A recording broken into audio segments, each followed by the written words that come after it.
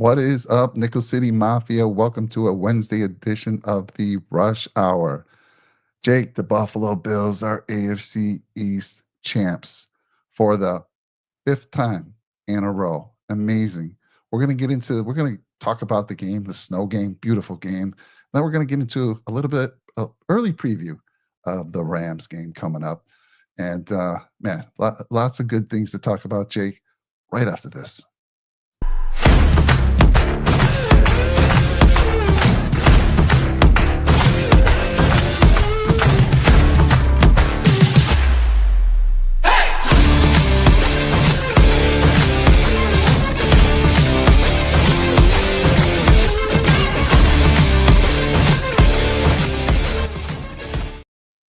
What is up, Mr. Padre? It feels like it's been a long time since you and I have done a show, and a very long time since you and I have done a show, just two of us. Feels like forever, right?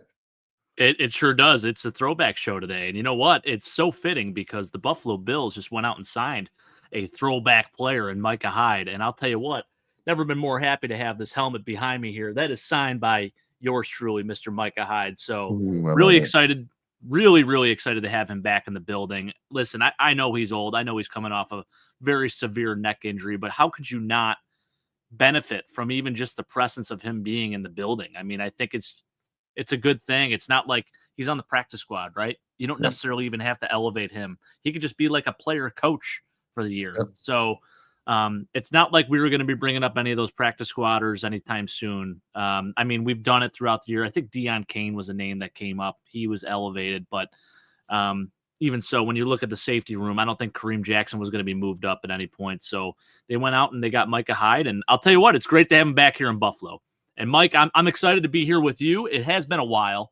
Haven't been on the airwaves since the Chiefs game. And I'll tell you what, it's getting pretty nice, coming on the airwaves after wins. I So know. again, big time win on Sunday night. So yeah, fired up to talk about it. Yeah, I agree with you on the Micah Hyde signing. He's on the practice squad. I love the leadership. And again, if you ever needed a depth piece, he's there. But just for the leadership alone, 100% with that. But yeah, let's talk about this game, Shake, because I mean, this is what you want in December. You got a cold weather team and you got a warm weather team come to Buffalo. You want it to snow. You want it to be Yep. cold. And it was all that. And as soon as I saw the snow on the ground, like I was watching the weather or keeping an eye on the weather all day. I'm like, it's clear. It's going to be clear. Feels going to be clear. As soon as I saw the snow on the ground and it was coming down, I'm like, man, the Niners have no chance at all. But talk to me about your thoughts on the game, man. Yeah, no, you're right. Because I mean, I'm 7 minutes away from the stadium. I'm super close by, and right up until about kickoff, it was small little flurries here and there. It wasn't anything crazy. And then all of a sudden, kickoff started. It happened. And it started just coming down. And it did not stop. I mean, it kept going throughout the entire night. So kind of poetic and kind of cool to see. You love it for the optics as a viewer. And if you're at the game too, I think it's super cool. Being at a snow game, it was my first ever snow game last year. I went to that Steelers playoff game that got postponed and moved back. But it was funny because you had to slide down the stairs to actually get to your seat because all the seats were covered in snow. So I don't think it was quite that extreme this time around. It was a little bit less snow, but when you get 3 feet of snow that fall within 24 hours, I mean, there's not a whole lot you can do, right? So, and then on top of that, during kickoff, it starts snowing again. So you're just getting hit at all angles. But from what I've been told from people that have gone to the game, they said it was as much of a playoff atmosphere as it was for that Chiefs game, just a different feel because now you got snow involved. And man, it was just awesome to see. And again, for the optics as a viewer, you love seeing stuff like that. I know there's a lot of people out there that are team dome, right? But gosh, it's so cool to watch a game like that and just to be a part of it, like to be in the stands for that. I mean, people are up there throwing snow. I think it was Ross Tucker who came out. He does the radio broadcast. Former Buffalo Bill Ross Tucker too, by the way, but he posted a picture and it was like 2 minutes left in the fourth quarter. He's like, it has not stopped snowing. It's 20 something degrees with a real feel of 9 degrees. And these psychos are still out here celebrating, throwing snow in the air after each score. So just a beautiful thing. Bills Mafia represented really well. I will say the Niners fans did travel pretty Yeah, I well saw that. because I I had gone out a couple nights before, Mike, and there were some Niners fans. I went to Gabe's Gate, and they were Okay. there. They were eating wings, and I chopped it up with them a little bit. But yeah, and it's interesting too. And I'll close my thought at this. It's interesting because the Niners have usually played pretty well under the Kyle Shanahan regime, at least. They've usually played pretty well in cold weather environments. I mean, you go back to some of these classic games that they played in the playoffs. Um, they played against the Packers most recently in some really cold weather games. And I think in the most recent playoff game, it was teens, weather wise, and the snow was coming down a little bit. So they're usually built for this stuff because they do have a very physical offensive line, and even guys like Debo Samuel, a little more physical of a receiver too. George Kittle, he loves that stuff. So it was crazy to see the Bills absolutely neutralize these, usually really effective weapons. Yeah, I knew Purdy. Purdy was coming off an injury, and when you have a cold game like that, the ball doesn't travel as far. And you better have a strong arm, which Purdy does not. So I knew he was going to struggle. He only threw for 54 yards. I saw that coming all day. They were without some of their defensive players. I think they were out Bosa, and I think they're starting in left tackle. So Yep, Trent Williams. the thing is, the interesting thing is, you could have had second stringers on that offensive line. It was very difficult for the defensive line to get any type of pressure.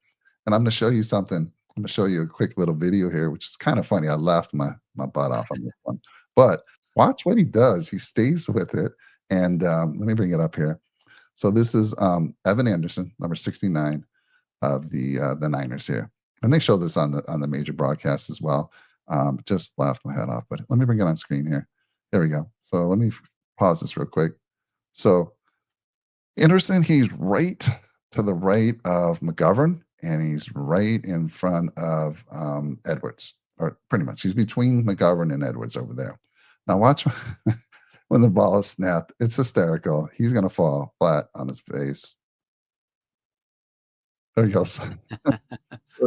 He's like, oh my God. But listen, watch what he does here. So he stands. So watch this.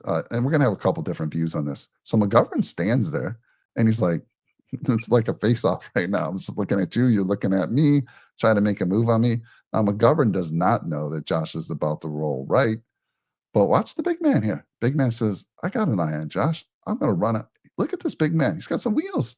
Forces Josh to throw that ball, and right on target, but a good play by the defender as well. Now let's take a look at this view and talk about a few things that you were mentioning before the show started.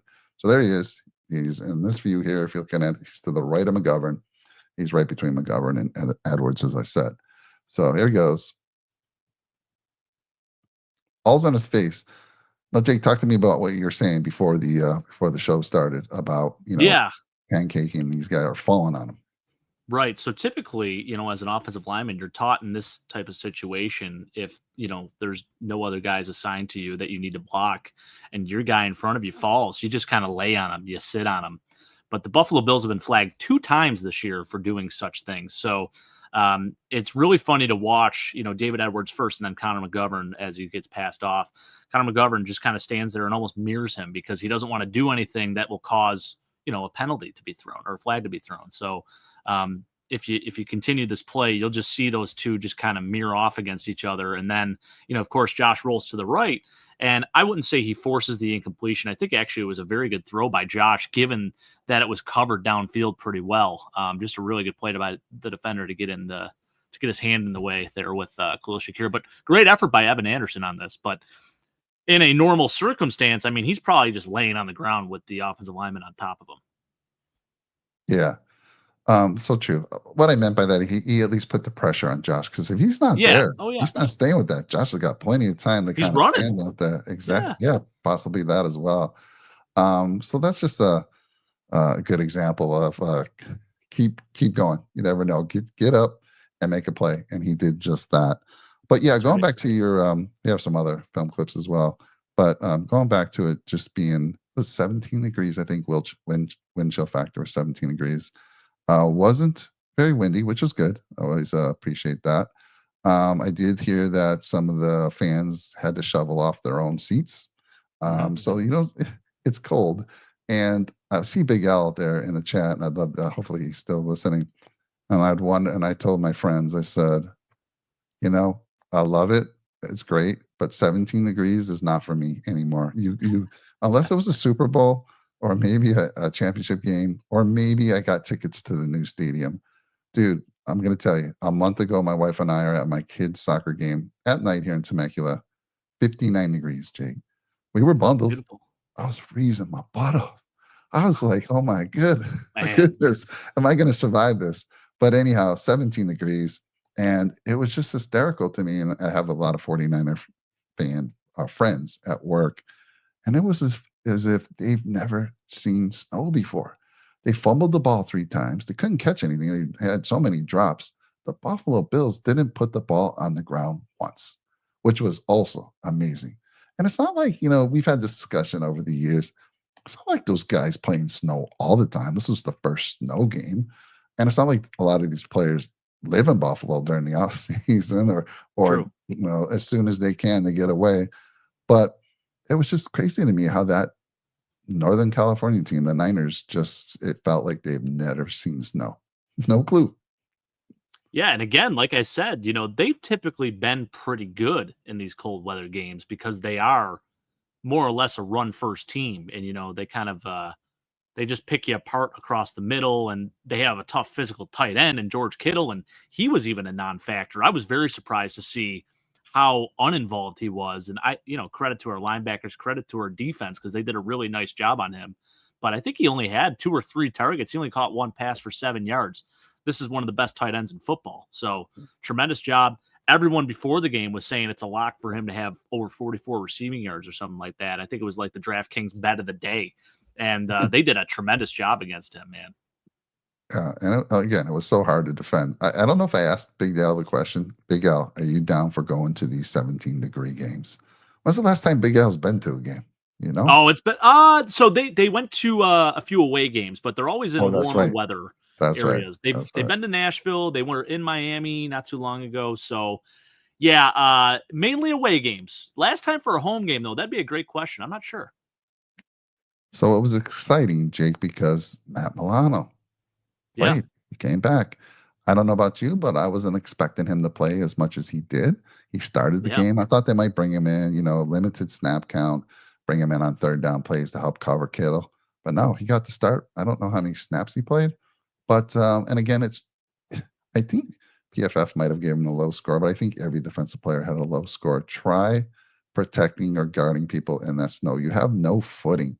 Although some people, we're going to show you here a clip here. Like, I don't know what they were wearing for cleats, but it was like not slipping on the snow. And we're going to look at that James Cook run there. But yeah, what you think of Milano returning and the number of snaps that he got?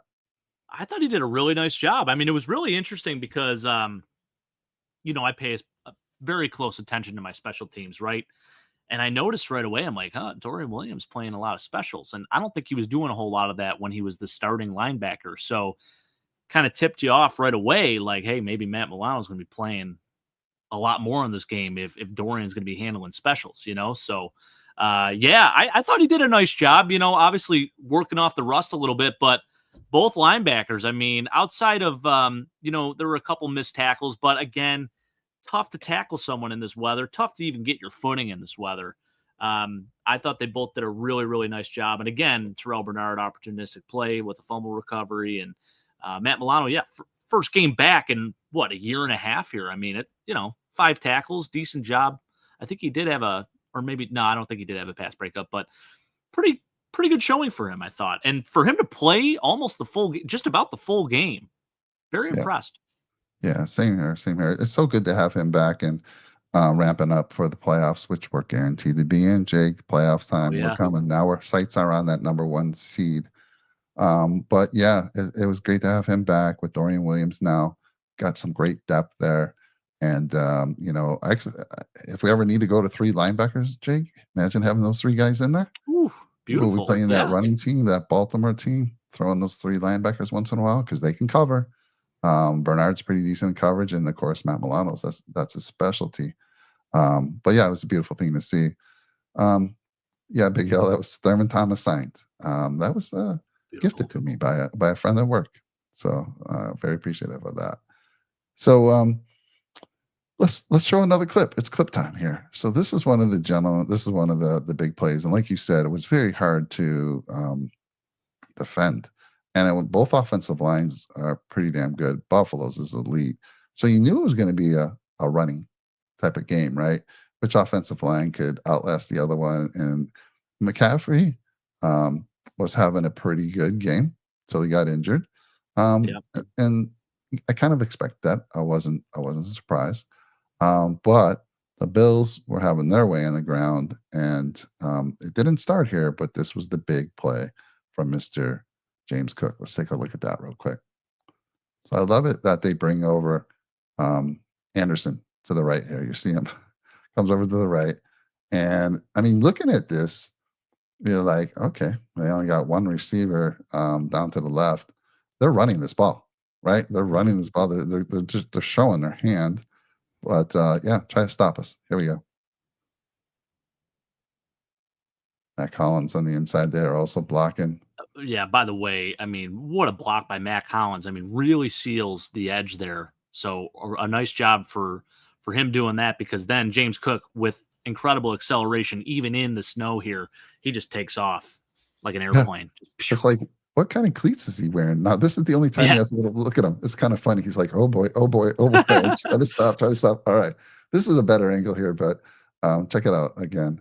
And But again, yeah, the Bills play on turf too. So that turf, when it gets cold like this, yeah, and it's that wet snow underneath, that's like an ice rink. So it's hard to stop and start. And I mean, already you got this thick snow, it's clumping up in your cleats, and underneath you essentially got ice. So this is just incredible.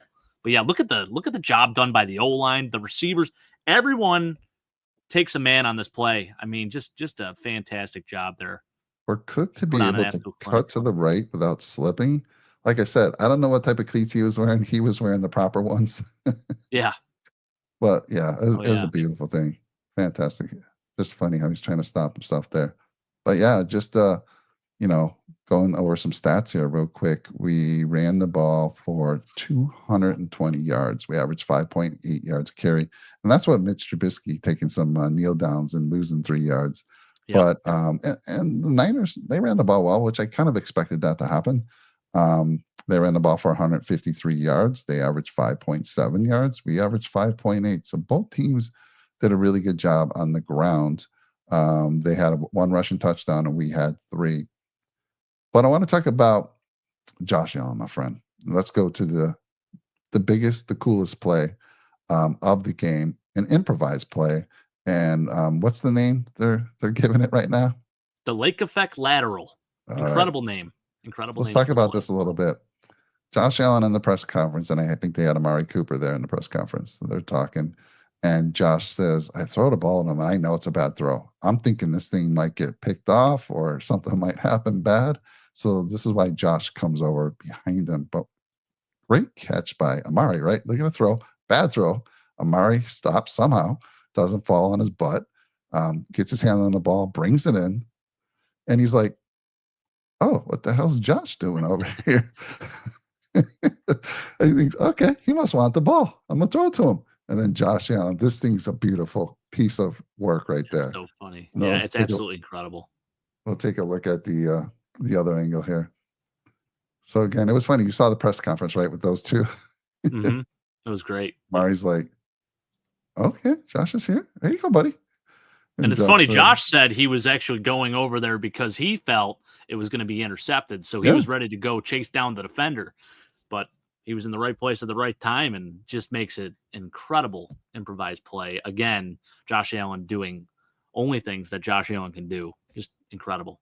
yeah." The crazy thing about that, especially if you're a fantasy football owner of Josh Allen, you got credit for a touchdown pass, and you got credit for receiving a touchdown. Now, the crazy thing, Jake, you're not credited with the reception. So it's really Right. weird how they do this, right? You get credit for the throw, and you get credit for a pass reception touchdown, although it's not a you don't get the receiving catch, right? So it's weird.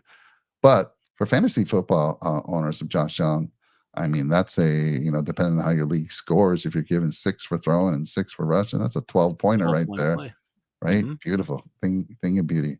Um, and again, the fact that it was improvised, and you said what lake? What are they calling it? The lake effect lateral. Lake effect lateral. Yep. Thing of beauty. So I want to talk about Josh Allen because he became the first quarterback to ever throw, run, and catch a touchdown pass. There have been other skilled players that have done it, but not a quarterback. And Josh Allen had a total of 4 touchdowns that game. And it immediately jumped him as the front runner again for you've been seeing this all over social media. They talk about on the broadcast, became the front runner for the MVP race. I think he was Yep. trailing going into the game. Now he's the front runner. And it's a week by week thing.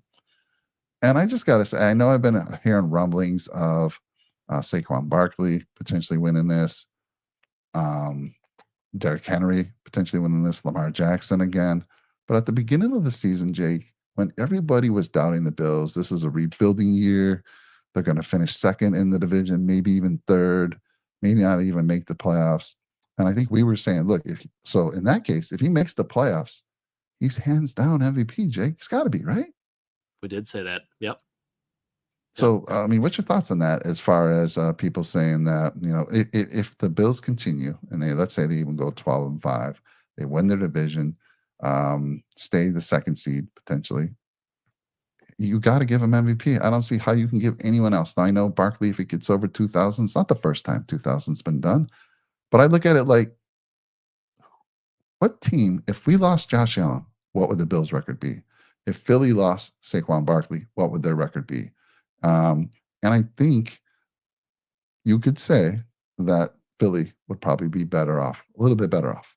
I don't know your thoughts. Absolutely. Without a doubt. They have Jalen Hurts behind center. And I think that is where the argument ends. You look at who's behind center, and I am all for a different position winning the MVP. But when you really do look at what the award means and how much that player, he is the most valuable player. The most valuable player. Meaning, if you took him away from that team, what would they be? And I 100% agree with you, Mike. I still think the Eagles are a playoff team without Saquon Barkley. I do think, obviously, he's probably won them a few games single-handedly, but I do still think they're an 8-win team at least, maybe a 7-win team at this point. Whereas the Bills, they might go from 10 wins to 2 wins without Josh Allen. There's no way. I mean, you look at the games that Josh Allen has won us alone, most recently the Kansas City Chiefs game. I mean, I'm sorry, I like Mitchell Trubisky, but he's not running that in. I mean, there's just so many things this guy does that you cannot replicate. No other quarterback in the league can replicate what he does.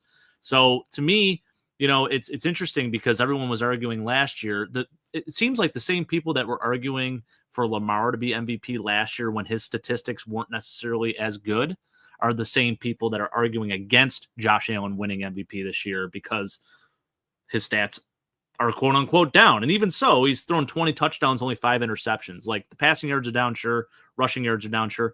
Still has 6 rushing touchdowns too. He's going to have over 30 total touchdowns on the season.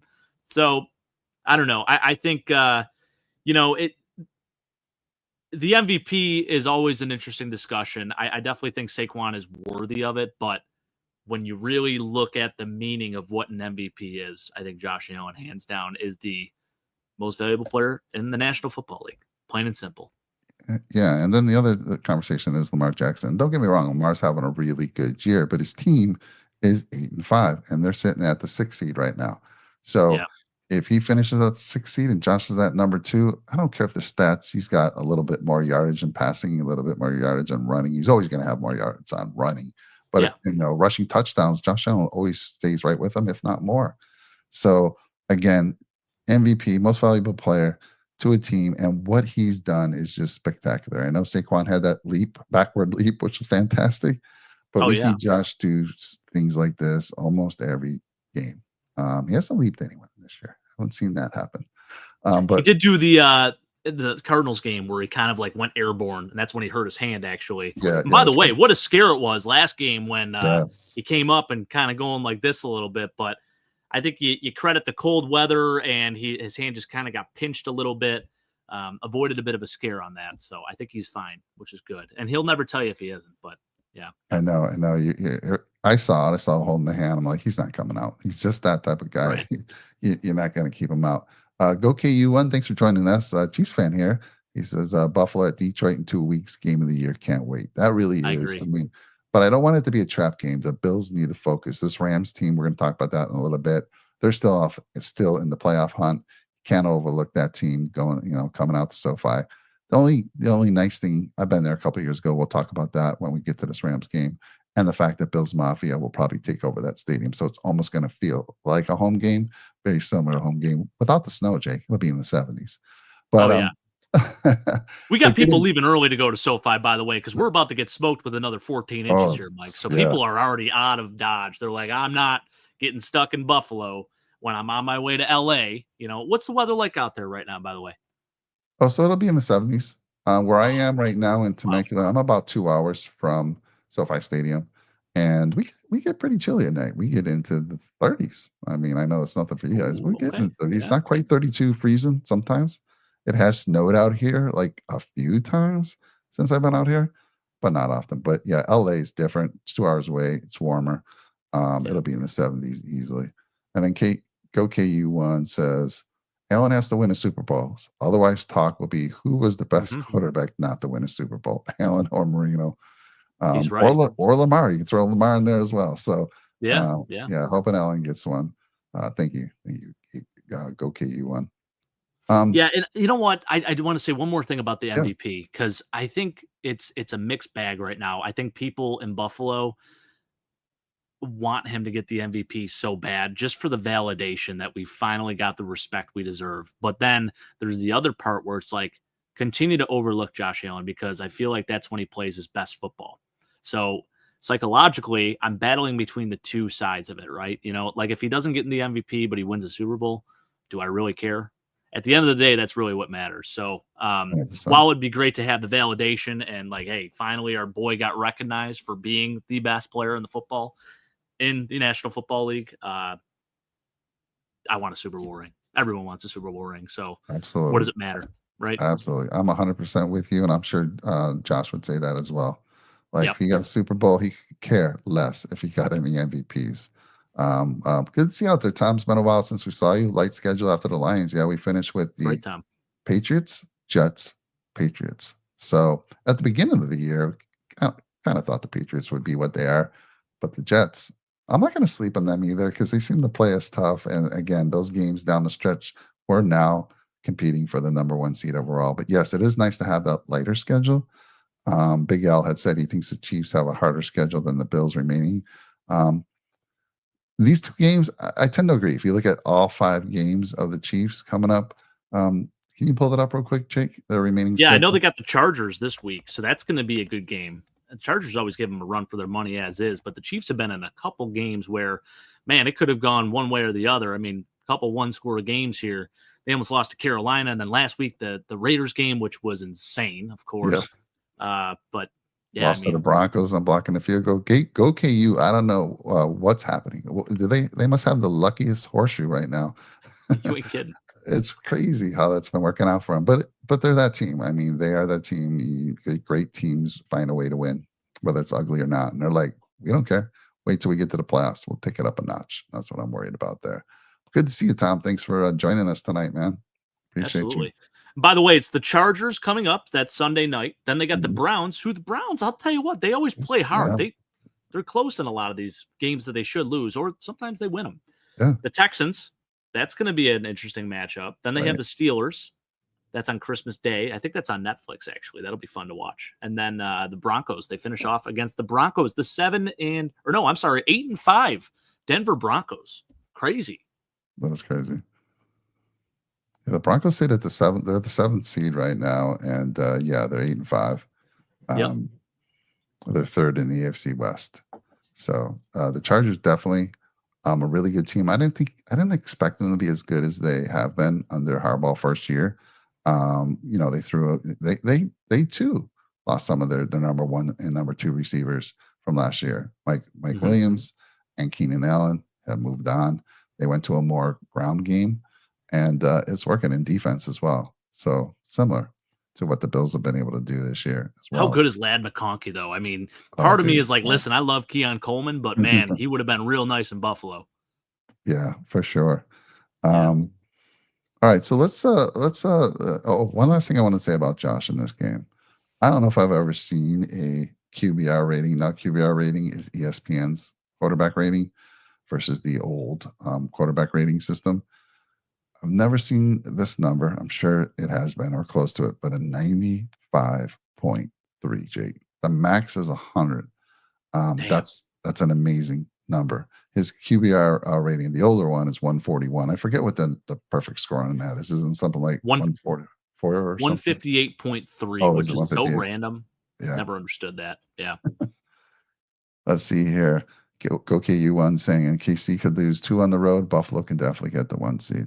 It'd be nice. It'd be nice. And I saw Dawkins being interviewed with not Mina Kynes, Kay Adams. Is that her name? Kay Adams, right? Up Yep, in Adams. that's right. And she asked him about that. Like, what do you think about getting that number 1? He goes, I'd love, I'm not going to say exactly what he said, but pretty much we'd love to have it. We'd want to have it. 2 seed didn't work for us, other seeds. So let's see how the 1 seed works. And of Right. course, you get that extra week of rest. Sometimes a good thing, sometimes not a good thing. We've seen top teams come out of their week of rest and just, they're done, one and done. So, but I would love for them to get the 1 seed, get that extra rest, and let some other teams battle it out in wild card weekend, and then see where things fall after that. Let's see. All right, Jake. So I think we covered the Bills pretty well. Again, all around, just great performance. What you'd expect to see. Now, if the Niners had come in town and beat us in that snow game, that'd be embarrassing. It'd be embarrassing. We'd still be hearing about it, Jake. Oh, we definitely would be. Yeah. And you know what? Again, the Niners fans, they traveled really well. Would have been hearing from that side of things too. And just I'm glad that we beat them, because I'll tell you what, it would have hurt a little bit, would have stung a little bit. And I know the Niners are the Niners, right? But they had a lot of guys missing in that game. Nick Bosa and Trent Williams being the most notorious or notable, I should say. But just a great job. 35-10, we'll take it. Great victory. Yeah, and you have to, when people say, "Oh, they were without some key players," so were we. We didn't have our top tight end. Although I'll tell you what, King Dawson Knox. I get those names, Dalton and Dawson. Dawson Knox. I think he was out there like saying, "Hey, people, I can still play. I'm still that guy if you need me." And he showed up with 2 big catches. I think 2 for 50 something, and it was nice to see. Kincaid definitely is not been, getting the targets that we thought he would this year. But it's great to have those 2 players. And it's great to have Knox, because Knox, people forget. I mean, he's a highly paid tight end. He's had some big games for us, and definitely some dude. Okay, I was going to move on, but that throw by Josh Allen to Dawson Knox late in the game, where it was a crossing pattern. I don't know. It felt like it was, 30 yards, just a rocket. That was like, oh my God, that was almost as good as the Josh Allen and Amari Cooper play. But I was like, what an arm to be able to throw that on target in the snow, in the cold. Dude, your hands are freezing. That ball's wet.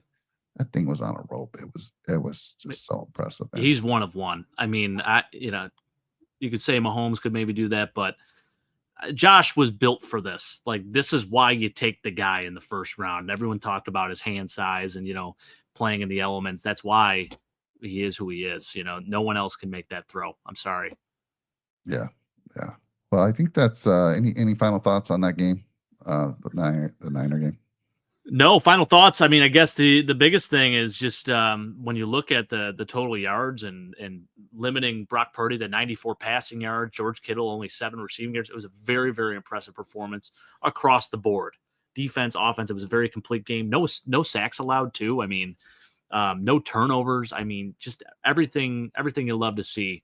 And actually, it could have been even higher scoring. We did have Tyler Bass miss 1 field goal, which we'll let him off the hook for that one. And then we had a hold on a kick return or punt return touchdown from Codrington. My boy Cole Bishop with the holding penalty, who I thought actually played a pretty good game outside of that little holding call.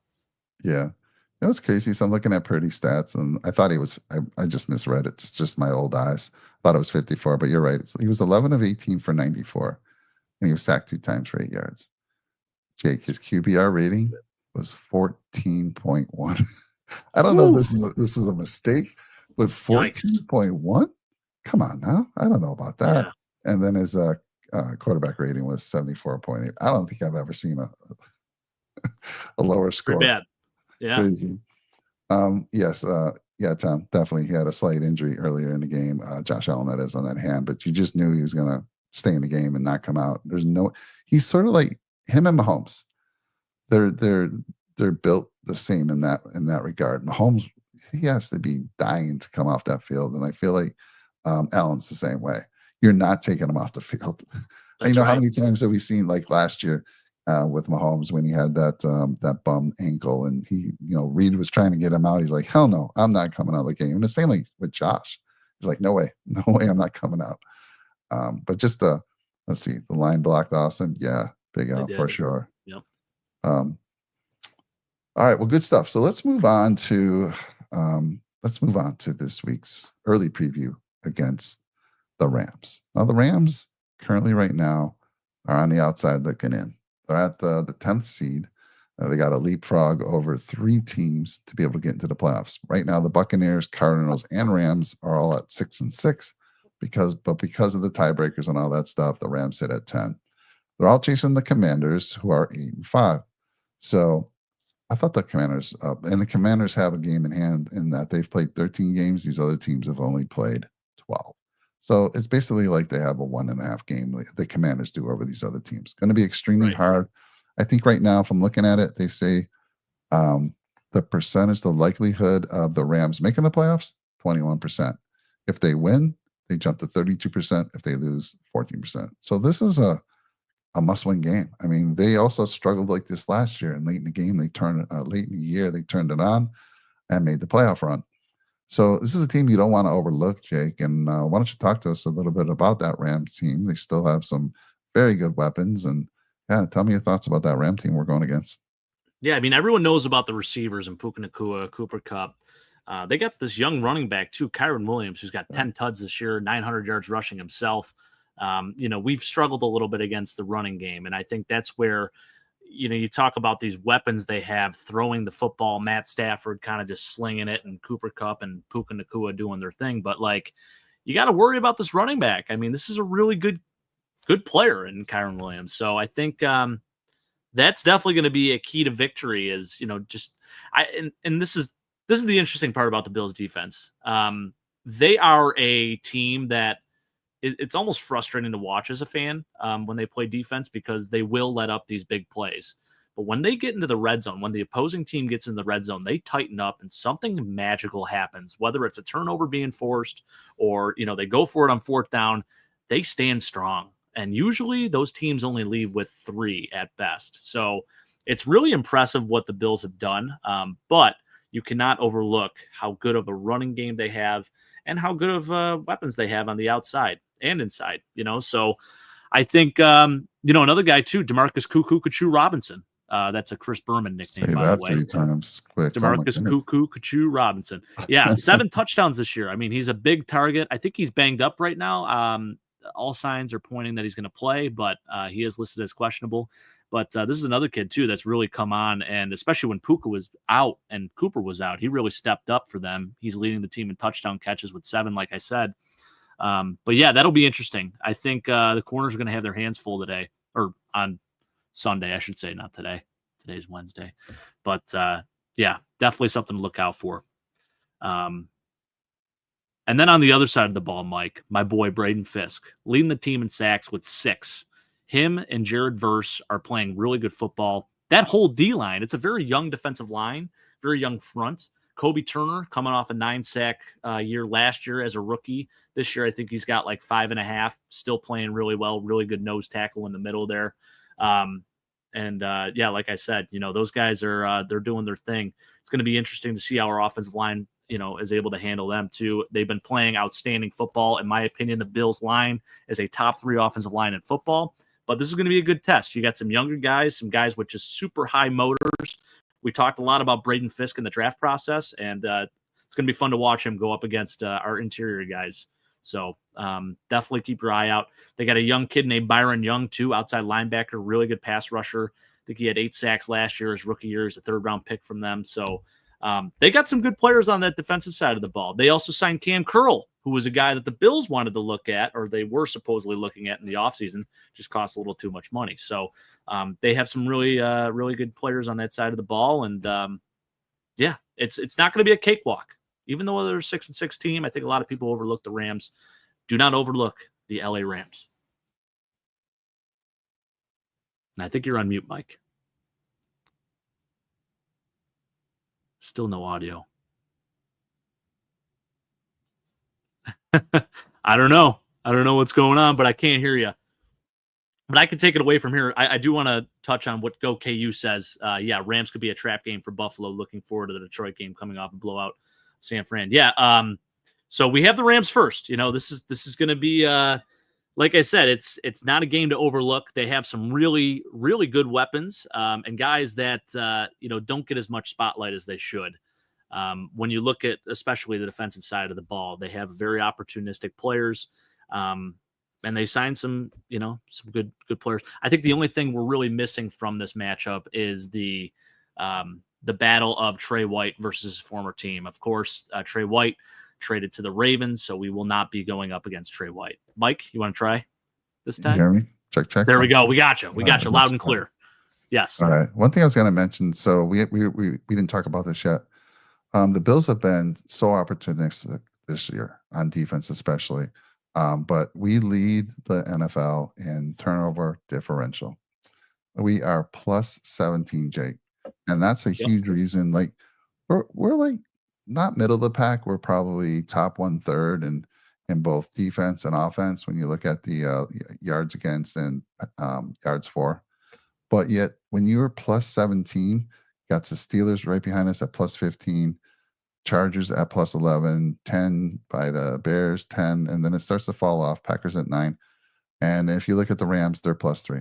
So that turnover differential has been huge for us, Jake. So like you said, we'll bend, but we won't break. And you always sense that there's going to be like some type of turnover happening. It happens almost every game, and it's been incredible.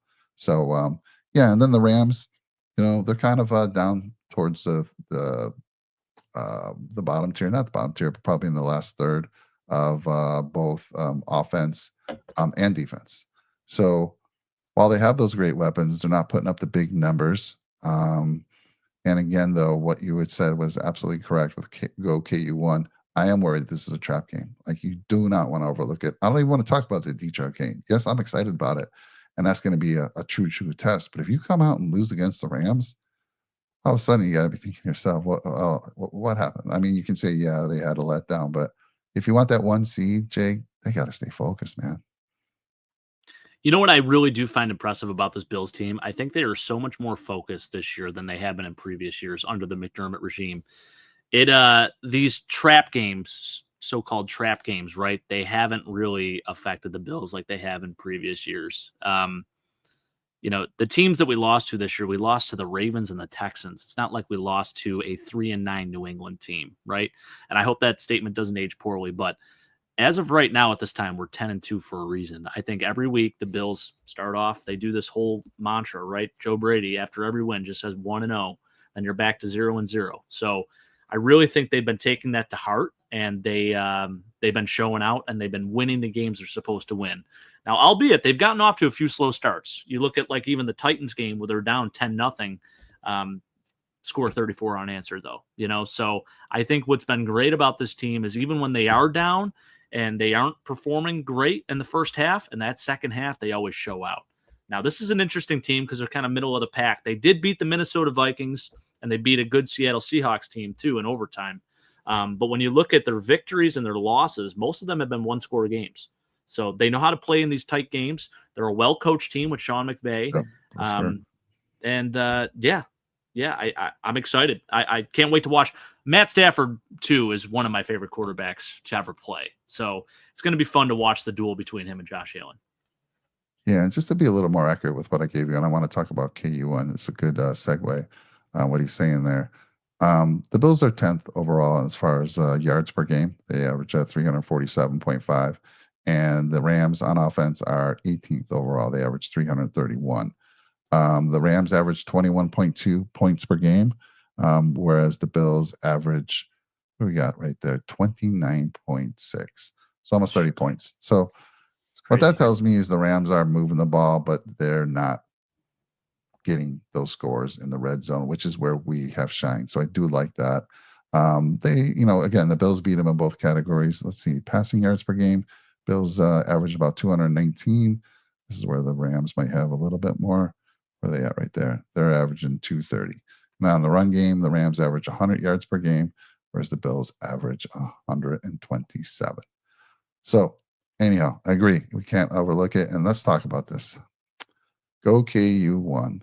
Rams may want payback for Buffalo ruining their opening game after winning the Super Bowl over Cincinnati. So that year, go KU1. I'm in Cali. I was born and raised in Buffalo, but I've been out in Cali for a good number of years.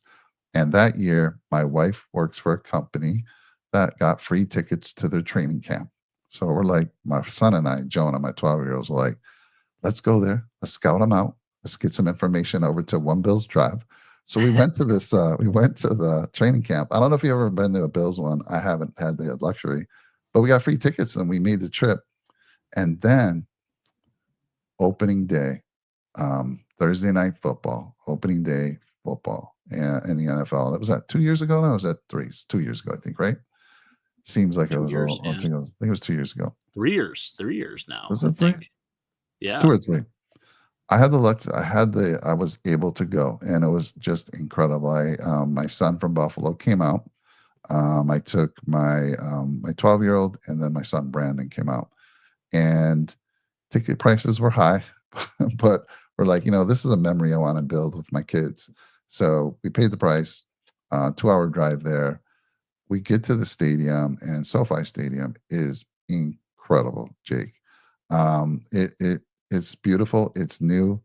It's it's it's large. I mean, there's a lot of room in there.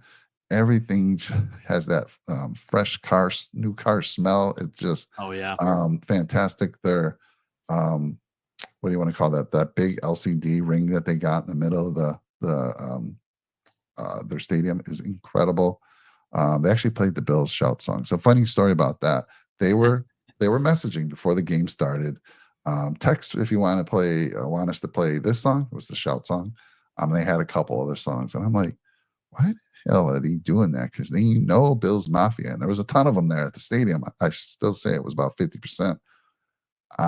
Bills texted in Bills Mafia, and guess what? They're playing the shout song. Now it's not the shout song that we play in Buffalo. It's the original shout song, but still, it's kind of an insult to your team and the fans. Why would you even offer that up? You knew you were going to lose that. Nobody was going to pick the other. I forget what the other two songs were, but so far it's beautiful. The landscaping they've done around the area, not far, but right at the immediate area around the stadium, it's beautiful. Now, SoFi is not a dome, contrary to what people believe. It's covered, but there's air gets in, and I think you're covered for the most part if it rains. So you can count. I think there might be one area where you might get a little rain. But that day it was so hot, Jake. It was so hot that Thursday, and it was night game. It was a night game. We go there, and it felt like Buffalo humidity. The humidity was, I don't know, 80 something. We get there, and I'm expecting, again, I didn't know much about SoFi. I'm expecting, well, let's get in. It's going to cool down. Not at all, dude. There's no AC. It kind of, because it's open, really. And it was so humid for the first, I don't know, 2 quarters until finally it got a little darker and it started cooling down a little bit. But it was a fun experience. We enjoyed it. The Rams fans were cool. I'm sure they didn't like my little son wearing his Steph Diggs 14 jersey and just like there was. I don't know if you saw the short. I think where he's just Oh like, yeah. um, "Let's go, Josh. That's when we had Diggs too. Let's go, Diggs. Let's drop 30. Let's drop 30." And sure enough, we scored shortly after that. But it was a great time. SoFi, if you ever get a chance, get out there and go. And by the way, if you haven't already hit that like button for us, smash it. We appreciate it. And if you're new to the channel, please drop a nickel and subscribe. But SoFi, you got to get out there at least once, Jake. You and Big Al make the trip one of these years, whether we're playing the Chargers or the Rams. Come on out. You'll have a great time. I would love to. Yeah, I mean that stadium looks immaculate. Now, it is a little sad, I gotta say. I do feel bad for Matt Stafford and co. I do. because so often they have to go on silent count because it's always the away team fans that show up more than the home team fans. And I think it's going to be no different Sunday. So maybe a Bills advantage in that sense, right? But yeah, it's crazy because, you know, they were always the LA Rams from 1946 up until like 1994. And then they moved to St. Louis. And, you know, then they moved back in 2017 or 2016 or whatever it was. But people were a little pissed off at Stan Kroenke there in St. Louis. And you look at the teams like the St. Louis Battlehawks for the UFL, and they're almost filling the stadium for a UFL game, right? Or XFL/UFL game. So it's kind of wild when you look at it. It's going to be interesting. I know I've already seen pictures and videos of fans of Buffalo. They're already out there in SoFi and living it up. So definitely an advantage for us there. Yeah, definitely a great week to go.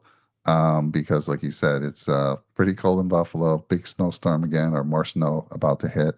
Get out of town, enjoy the week here out in LA, go see some sights. And by the way, they just put up there's a new stadium. I forget what the name of it is. It's where the Clippers play now. And it's very close to SoFi. So they got this, and they got the old Forum out there as well. So you want to talk about a bunch of cool stadiums? It's right there in a very close vicinity. I heard the new stadium where the Clippers play is insane. So I'd love to get out there one time. Am I going this year? No, I'm not paying the money. I feel I'll have better seats in front of my TV, my big screen TV. I get the replay. And SoFi Stadium one time was enough for me, unless I go back there for a Super Bowl or something like that. See the Bills play. There we go. They hosted in SoFi a few years ago, I think. Just a couple years ago. They did. Yeah, it was actually, I think it was the Rams-Bengals Super Bowl that it was in SoFi. Yeah, true. Yes. Yep. So that's right, because the Rams were they won in their home stadium, right? Yep. It was back-to-back years that the Super Bowl was hosted in the home team or one of the team stadiums. Yeah. Crazy. Good stuff. So so you've mentioned some of the the key matchups and stuff like that, and I think Buffalo's just got to keep doing their thing, stay focused, one game at a time. That's what they always say. You try to ask a Buffalo Bill about the Detroit Lions, they're not going to say anything like, I don't know, we got one game right now against the Rams, and that's what we're focused on. So like you said, I do believe this team's more focused than they've ever been. And, they have something to fight for, and that's the number one seed. So keep fighting for it. And even more than that, if you don't get the number one seed, you want the number 2 seed, 100%. Oh, yeah. Right? Yep. So lots to fight for. Going to be fun. And it's kind of nice. I mean, last year we had to wait till the final game of the year, if you remember, against the Dolphins to find out who won the AFC East. That's already in the bag. And what was I was saying this had to be one of the quickest times a team has won their division. I think you said since, was it 2009? Was the Colts? The Colts. Yep. Wow. Yeah. Yeah, it's extremely impressive. And by the way, it was a lot easier. I think Trey mentioned this in our Discord. By the way, I'm going to do a little plug for the Discord in the description below. If you want to join the Discord, we talk football nonstop, 24/7. We have multiple channels. We even have a Dolphins channel on there now, which is crazy. But listen, we love our guy Keith. Shout out to you, Keith. Yeah. But Trey had mentioned in there on the Buffalo Bills channel that I think it was he had basically mentioned that it's a little bit easier. Or it was easier back in the day because there was only 16 games, whereas now it's a 17-game season. So that one extra game, that can prolong your chances at getting a division title, sooner rather than later. So just incredible. I mean, when you really look at it. By the way, I said 12-5 at the beginning of the year, Mike. I think you were 11-6. People laughed at us. People thought Bills aren't even making the playoffs this year. By the way, we clinched a playoff berth because we won the division. So pretty amazing. I think that 12-5 record prediction is looking pretty good. Might be actually underestimated. We'll see. 100%.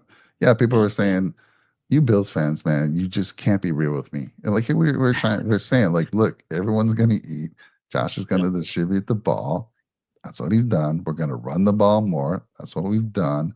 Now, did we expect them to be where they are right now? No. I had my doubts. I had my concerns. Not a brand new O-line, but you lose your center. You slide over a guy, Connor McGovern, who was playing left guard to center. You're a little concerned there. He played center in college and played maybe a couple games in the pros and for Dallas, but not much. and then you move him for where he had an excellent year at left guard, and then you bring in David Edwards, who we brought over from the Rams, Super Bowl winning Rams, by the way, at Mm-hmm. the time, Mm-hmm. and he didn't look very good last year. We're like, oh my gosh, this is going to be a hot mess. No, from day one, it's been amazing. So, hats off to Aaron Cromer for the great job he's doing on the with the offensive line, and great job for Connor McGovern and David Edwards, and just that whole team just gels. They're friendly. They love each other. They talk about all the cool events that they do with one another. They are a family, Jake. They are a true family. They are. And by the way, you could call this a David Edwards revenge game because, Mike, you were at that What? game. He Yes, got absolutely dummied by Eddie Oliver sure in that did. matchup the last time they went up against one another. So, yeah, he'll be going up against the likes of Kobe Turner, Bobby Brown, and Braden Fisk, my guy. So, going to be a good battle. But, yeah, David Edwards revenge game. And I think he gets the better end this time. Yeah, I agree. I agree. So Yeah. I think that's about a wrap, Jake, on this week. As we're just letting everyone know, we're going to be going forward with Wednesday shows. Gives us a chance to talk about the previous game and, of course, an early preview on the game coming up. Catch the Red, White, and Rufus on Saturday. They're going to be going into more details. They'll have all the injury updates for you. Right now, from an injury standpoint, I think Kincaid, Coleman are still kind of on the fence whether they're going to play. I would hope that they do. Um, but we'll see. We've been doing just fine without them for now. If they're not fully healthy, let them rest up. We got the depth behind them that can do the job. But yeah, Wednesday night you're going to catch us throughout the season, rest of the season. Maybe once in a while on a post game, maybe on a special game, maybe after that Detroit game we might get on a post game. But yeah, Listen, how about post Super Bowl? Because I'll tell you what, if they oh do post jeez, Super Bowl here, if we do a post game for the Super Bowl, it might be a 24-hour stream. it would, it would. You know, Although I don't know, yeah, I'd be rushing to the airport to get my butt to Buffalo, fair enough. so you make sure I'm there for the parade and all that good stuff. But don't get ahead of ourselves. People coming in here, That's right. look at these That's right. guys. We got to get past the Breaks. Chiefs. We got to get past Baltimore. But man, I'll tell you what, I'm super excited where we are right now. Didn't fully expect this, Jake. 10-2. Didn't expect wrapping up, the division by week 13. That's insane. It is. It And really is. By the way, you said wrapping up. It just reminded me. Taylor Rapp. He's been playing oh, great dude, football. This is a revenge game for him just as much as that's it is right. David Edwards. Come Yes, on. both Super Bowl ring holders from that team, and Yeah. Von Rapp has Miller, too. been good points. Yeah, Yeah. Rapp has been incredible. Last year, he was getting he wasn't the starter last year, but he come in, he got a good plenty of play time. But another concern there, got a new safety. We lost both our starting safeties, right? We moved on from them, and everyone concerned there. And look what happened. So one thing I've learned, Jake, trust the process is true. Trust the Mhm. process. Trust the GM. Trust the coach. They are around these guys. They know talent way better than we do. They are closer to these guys. Like Connor McGovern, I don't think they had any doubt that that dude was going to fill in at center. And where we're all worried, they had no doubt. Like Connor McGovern, I mean, he was on an interview prior to the season starting, and he was already saying that they were already planning for him to take over for Morris. He didn't expect it to happen this year, but he was going to be the guy, and he was. And my God, Dare I he's say been he has incredible. had a better year than what Mitch Morse had Yeah, last year at center? I yes, mean, yeah, 100%, incredible. 100%. So beautiful, beautiful thing to see. And man, I'm looking forward to this game. It's going to be a good one. I don't underestimate the Rams at all. It's going to be a hard fought game. And remember, they're fighting for their lives, for their playoff life. It's super, super important to them. But anyhow, go KU1. Appreciate you. I think go KU1 made it to the Discord. I think he did, right? I think I see him in the Chiefs We thread owe you on there. a polo, by the way. We do. So drop your Addy, when you have a chance, go KU. We appreciate Yeah, you, man. go into the Discord and drop it. It's kind of funny because him, Chad the Chief, and Weston, all the Chiefs guys won right, polos. Crazy. right. Yeah. But they also have, they love their Chiefs, but man, they don't like the college teams that they pull for. Yeah.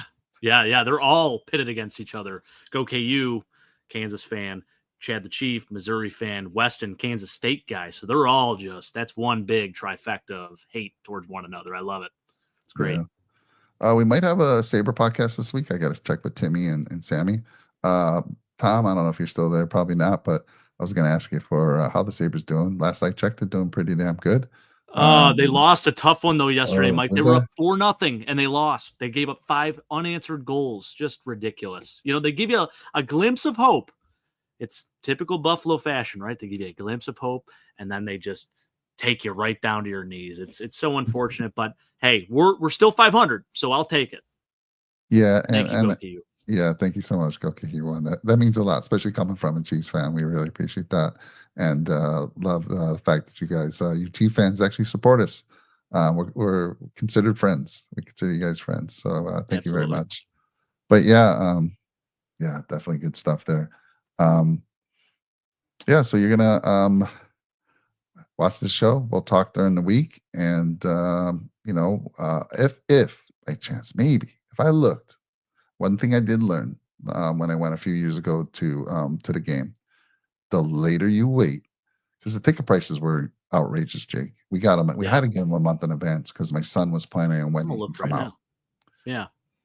Yeah. The longer you wait, the more they drop. So who knows? If I looked Saturday night, early Sunday, because it's a 1:30 game for me. I know it's a 4:30 game for you. Still an early game for me out here.